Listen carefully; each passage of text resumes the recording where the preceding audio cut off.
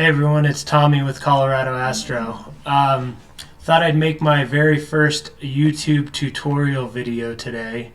I just wanted to show you guys how to create an SHO or a Hubble-like image using a OSC camera and a dual narrowband filter. I've been getting a lot of requests on Instagram and Facebook on how to create these types of images. For today's example, I did use a ZWO ASI 2600 MC Pro camera along with the IDAS NBZ dual narrowband filter and the Meade 70mm APO telescope. So all the processing is going to be done today in Pixinsight. So this will be a Pixinsight only tutorial. So if you guys have it and you want to follow along, go ahead and open it up now. So as you can see, I don't know if you guys are all, if you're fairly new to Pixinsight, this is the layout. I'm not going to go into like the processes and nitty gritty, like how to configure Pixinsight. Let me just back up.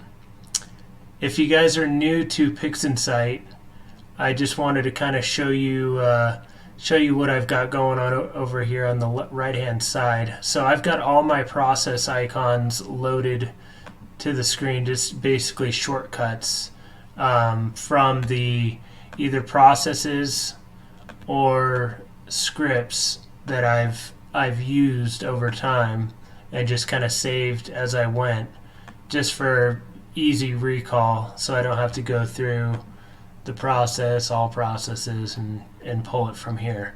But that's what I'll show you where to grab them as we go along when I use my shortcut version. So today we're going to look at an image I took of the Heart Nebula using the 2600 MC Pro camera and that dual narrowband filter. So we'll go ahead and just double click in the center here and we will grab that data. As you can see, I also have an S2 filter that I used for more of a true SHO version. But for this example, I just wanted to show you how to create an SHO image from a dual band filter only. So we'll go ahead and open that up. And it's going to give us three images. One is going to be the rejection low, high, and then the last one will be our actual light frame that we want to use. So first thing we want to do is do a screen transfer, which will be this little nuclear icon over here. And if we click it, I have a feeling it's going to turn the image green, which it's been doing because it's not. Oh, actually, I disregard. Sometimes it turns the image green if you don't have the unlinked checked, which it was already unchecked for me, so disregard.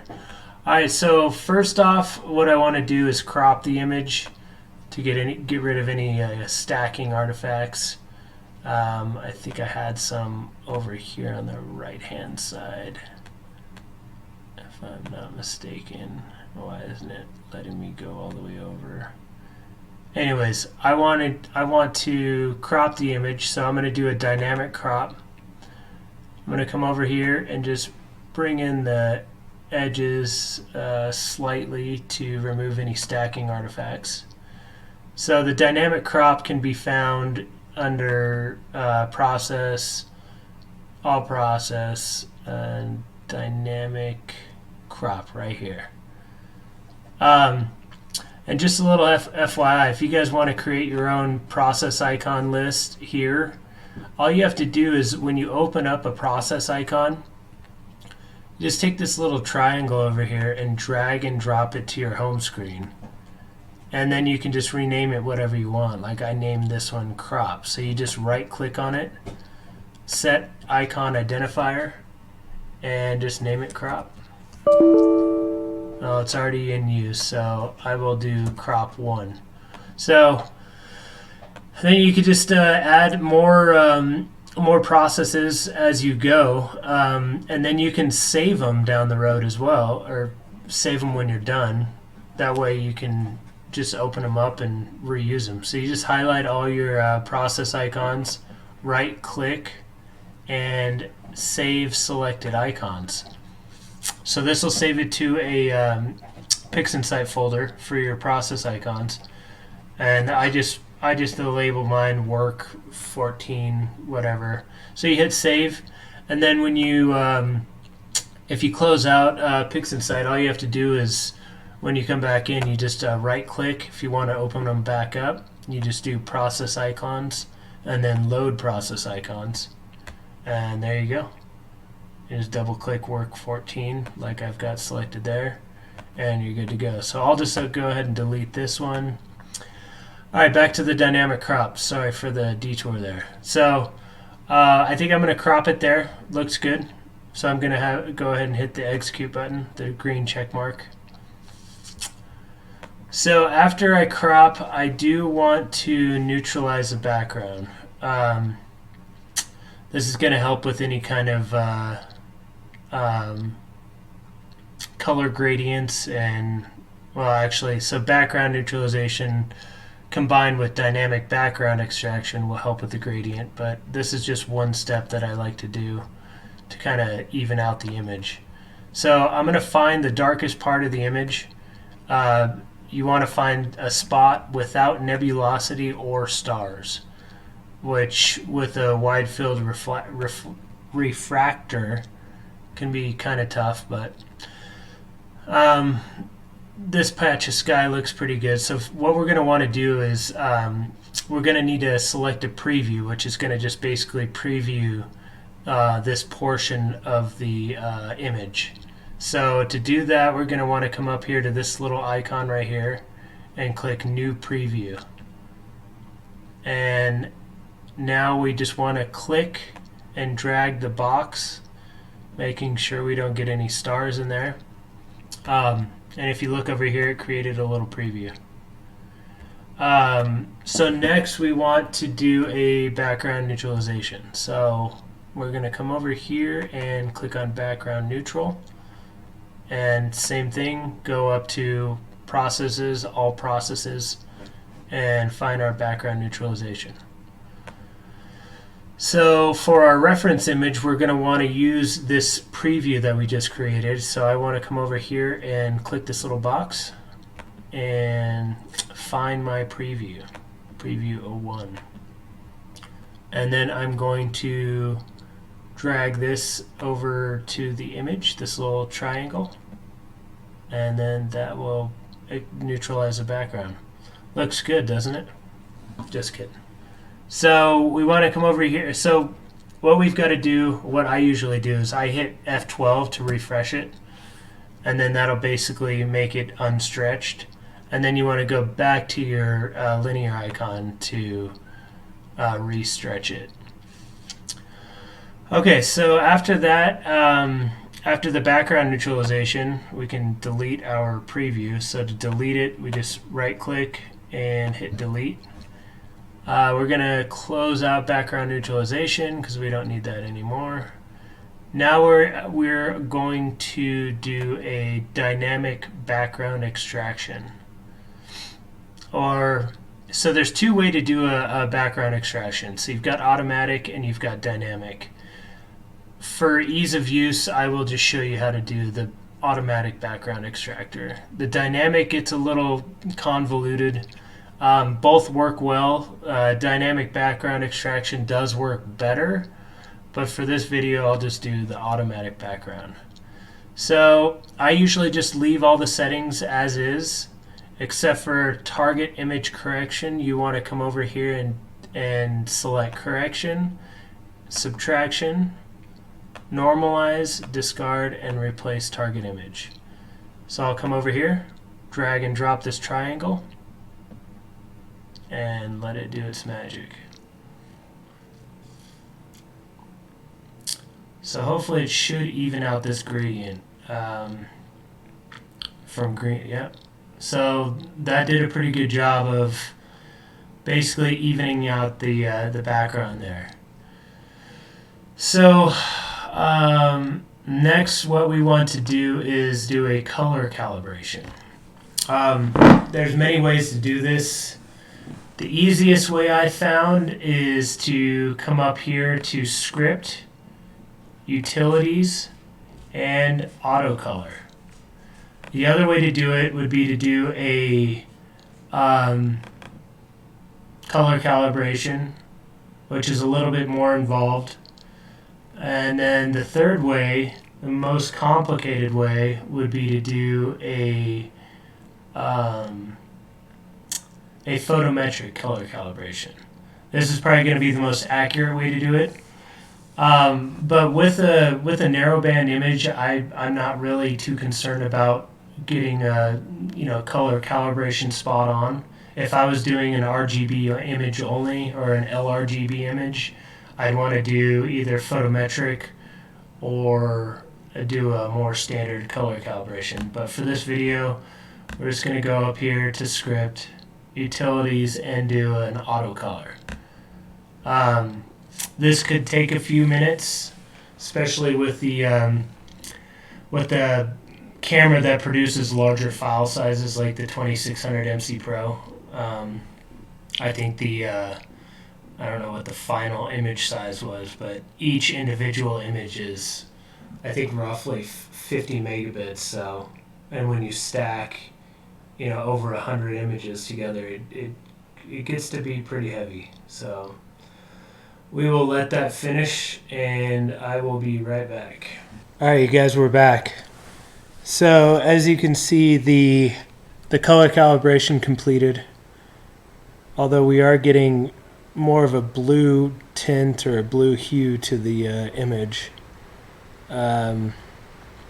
which is fine, because what we're going to do with this image to create an SHO is we're actually going to be extracting all the channels.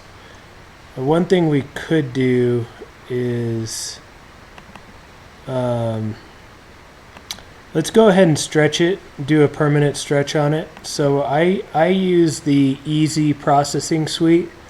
If you don't have it, I highly recommend you find it and download it, because I'm going to be using it a couple times in this video.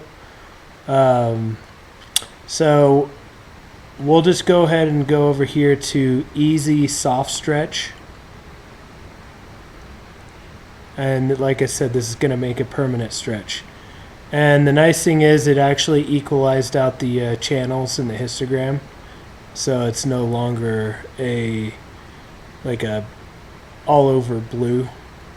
So and once you do this, you can kind of adjust these settings how you want. I have mine on a little bit more of an aggressive stretch. Again, you can do whatever you want with this. So okay, I'm going to do the Run Easy Soft Stretch and make a permanent stretch. And on second thought, after looking at these corners, I still see a little vignetting. So I'll probably do another dynamic crop just to crop out these corners a little bit more. Not too much. Don't want to take away from the nebulosity. Okay. Yeah, that's fine. So what we're going to want to do now is, this is the beginning of the quote-unquote SHO image. So we're going to want to go to Image, and we're going to go to Extract, and we're going to Split RGB Channels. And what that's going to do is going to, well, what it says, extract all the RGB channels. So here we've got our blue channel, which will be our OII, our oxygen 3. Here we have our green channel, which we're going to use as our S2 or sulfur 2. And then here we have our red channel, which is going to become our hydrogen alpha, our HA. So what I like to do is rename these, because as you can see, these titles are really long.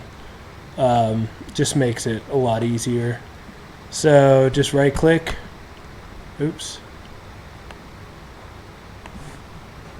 right click, set image identifier, and we will name, so this is the blue channel, so we're going to change that to OII 03, and red is going to become HA, and green is going to be S2. I just like to clean up the home page a little bit, drag these guys over here, and we can minimize this one because we're not going to be using it anymore.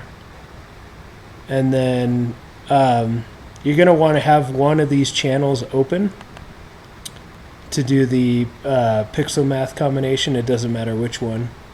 So what we're going to want to do is come over here to pixel math, which again you can find in process, all process, and go over to wherever the P's are, pixel math right there.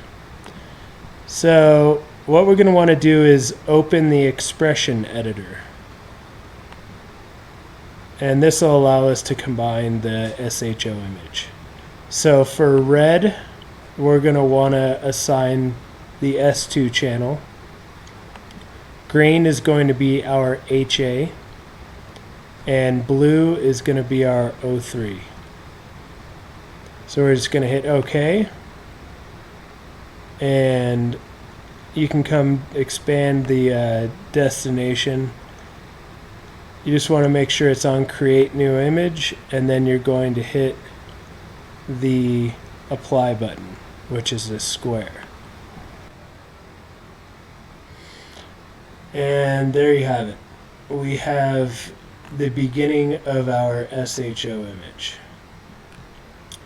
So the first thing I like to do is, you see how we have these purple halos and kind of a reddish tint to the background? I like to remove the purple or the magenta. And the easiest way you do that is to hit Control-I to invert it, and then we're going to use the SCNR. That allows you just to remove any RGB color you want, mainly used for green, but in this instance, when we invert it and we remove the green, it actually removes the magenta. Again, you can find SCNR under processes, and then SCNR. So let's go ahead and do that. Hit our square button, and then we're going to close out SCNR. Hit Control-I again to revert the image, and all the halos are gone.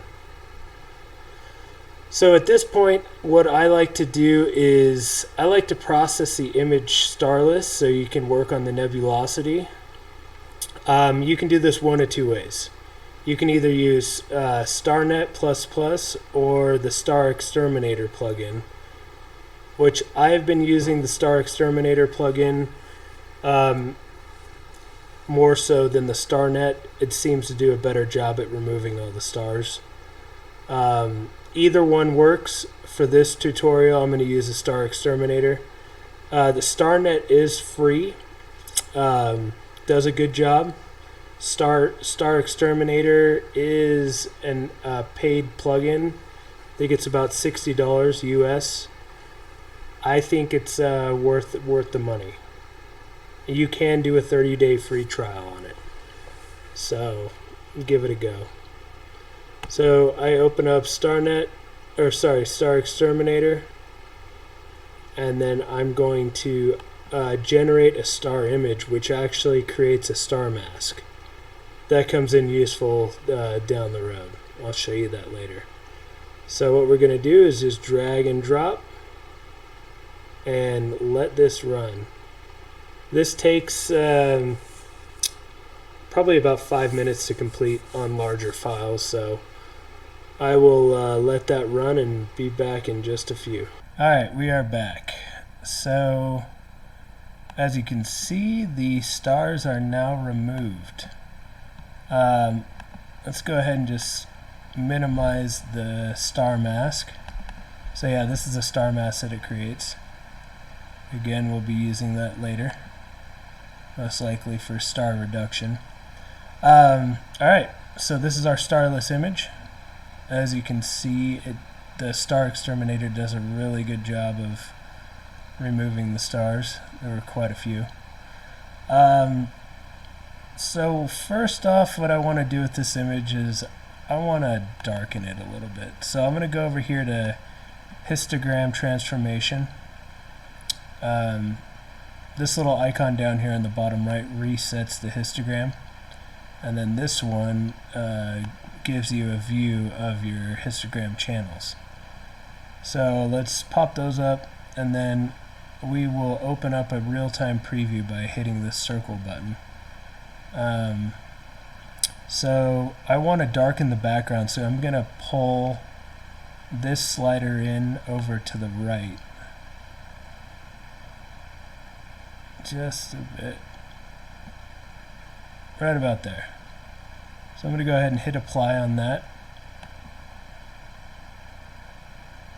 and then reset, because if you don't reset it, basically what it's doing is hitting apply again, or sorry, it's applying the histogram transformation twice.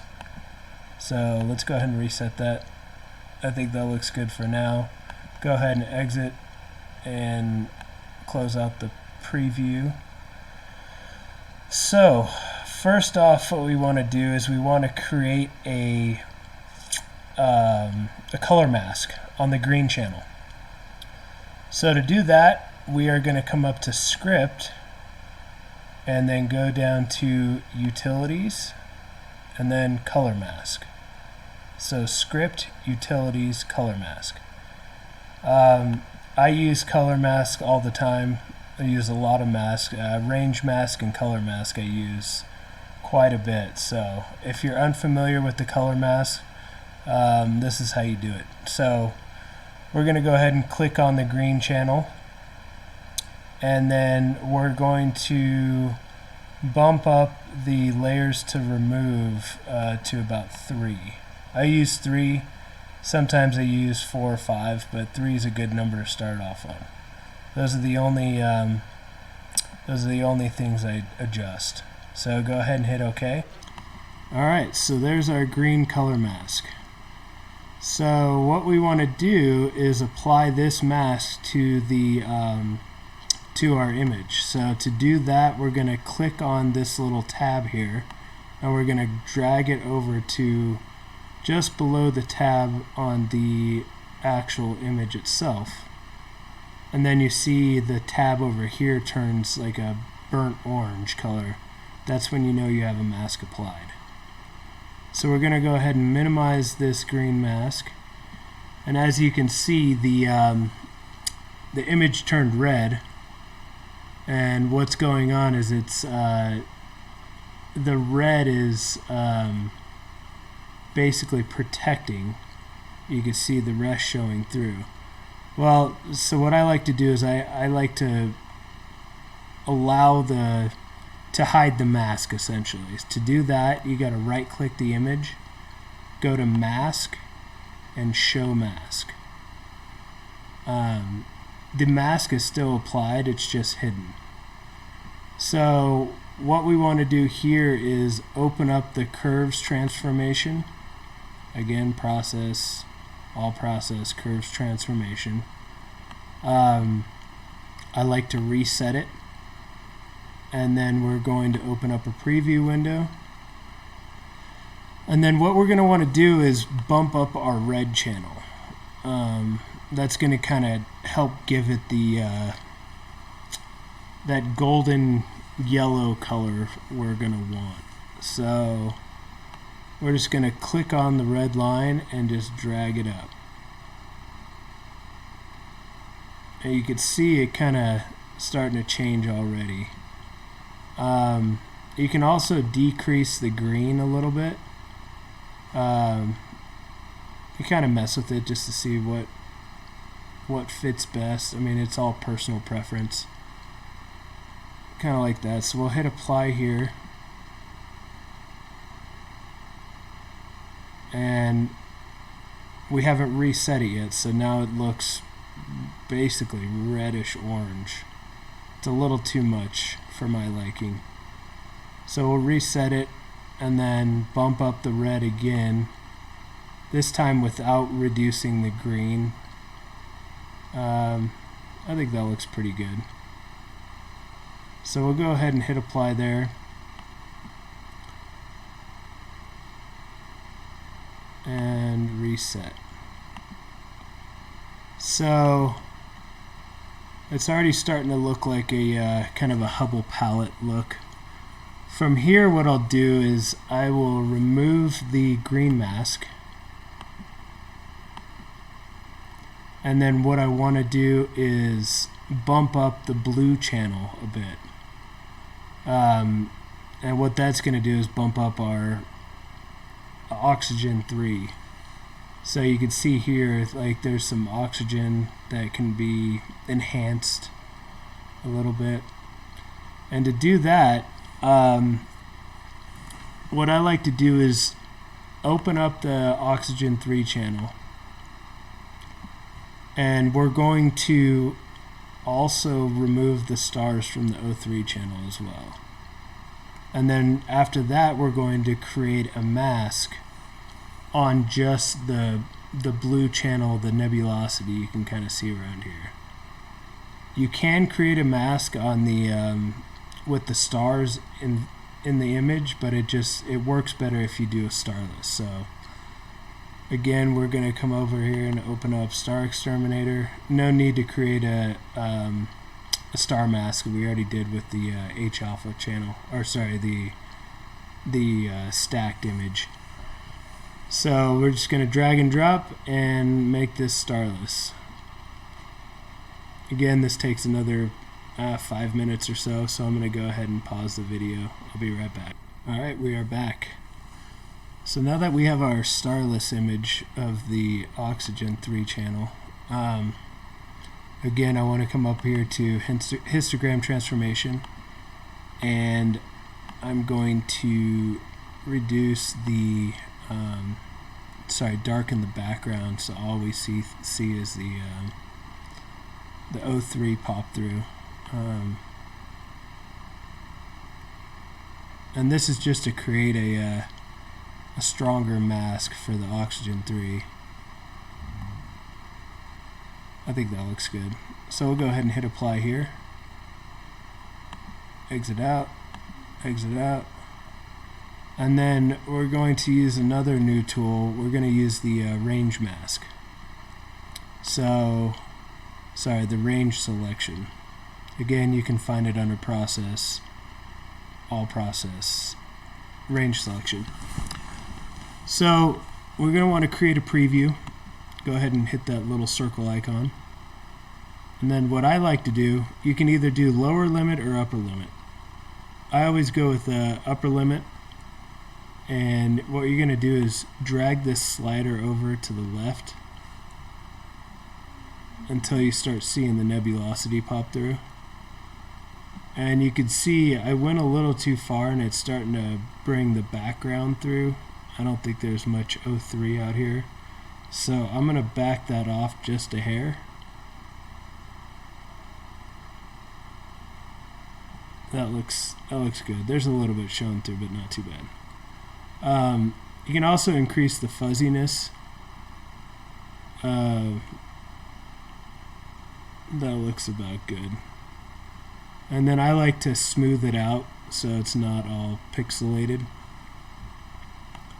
That'll just make a cleaner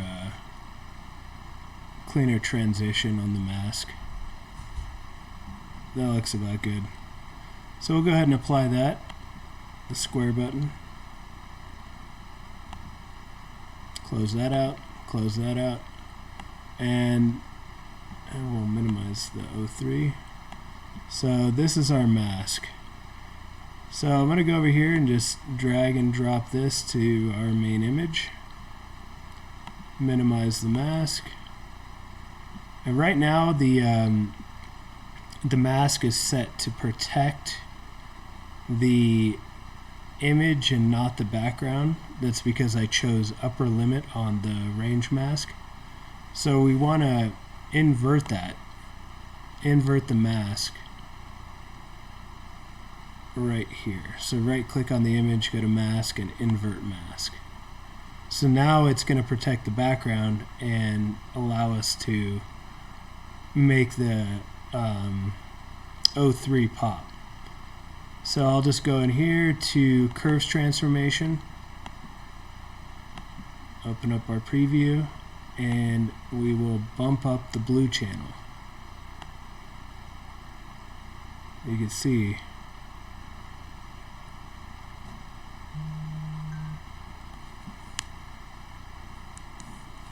it, sorry about that, I got a text message. So yeah, if you bump up the blue channel, it starts popping the O3, and yeah.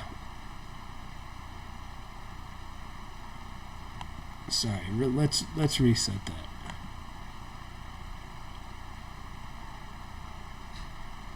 Alright, so now we want to come over here to curves transformation,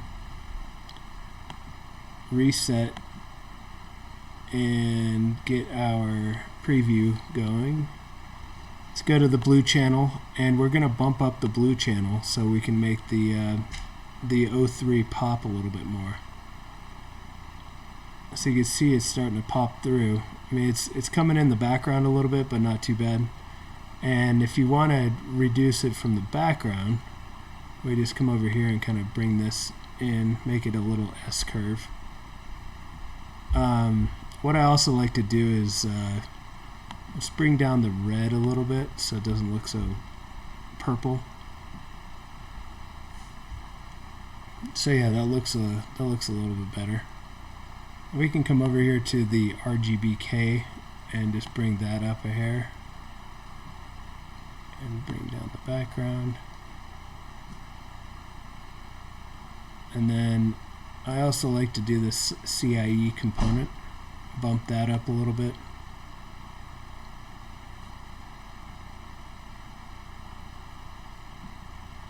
I think that looks pretty good. We'll hit apply.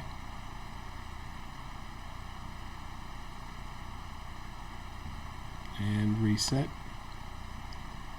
Maybe just come in and do a little bit more blue. That down. And maybe a little bit of green.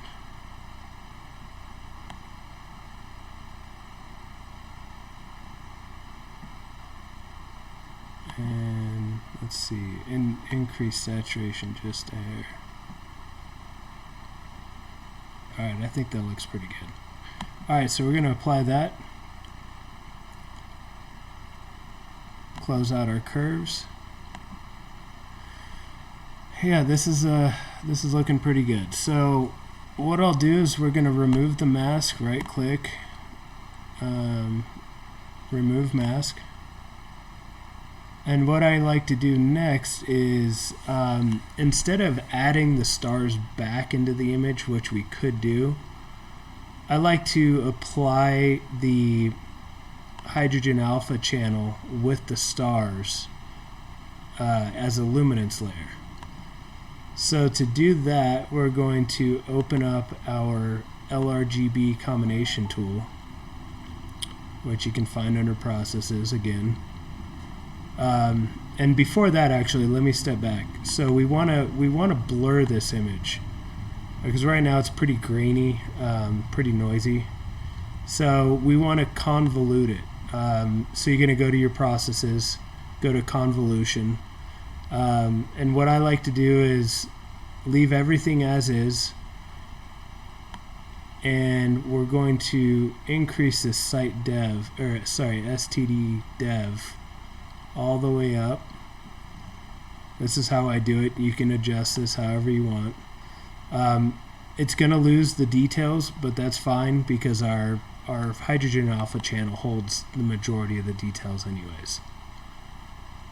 So let's go ahead and apply this. As you can see, it blurred it out quite a bit. Okay, so we're going to close our convolution. We still have our LRGB combination pulled up. You're going to want to deselect your RGB and only have the luminance selected. So what we're going to do is we're going to click and drag our H alpha channel and drop it into the luminance. You can also go over to this little box over here and select it there. Either way. And then we're going to apply our H alpha as our luminance. And that's also going to be our new stars. It's going to add stars to our image. So drag and drop the triangle and apply. So we should have a pretty well smoothed out image. More details as well after this is applied. Yeah, looks pretty good. So from here we can do more adjustments. Over here you can kind of see how it made the O3 a little bit reddish. Sorry, like magenta. We'll exit out the LRGB combination. And then first I think I'm gonna reduce the background a little bit. Go ahead and reset that. Open up your histogram transformation. And then also I think what I'm going to do is equalize these RGB channels. So to do that,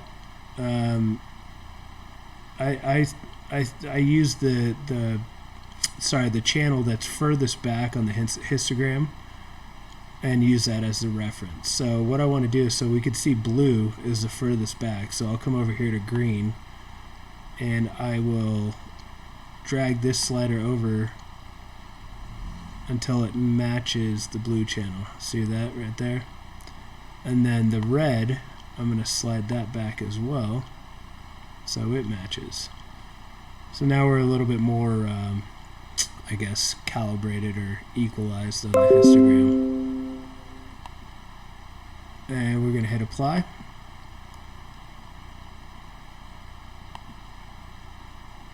And then you want to do the RGB all at once. Select that. And then just bump this back a little bit to darken up our background a little more. Okay. Looks good. Hit apply.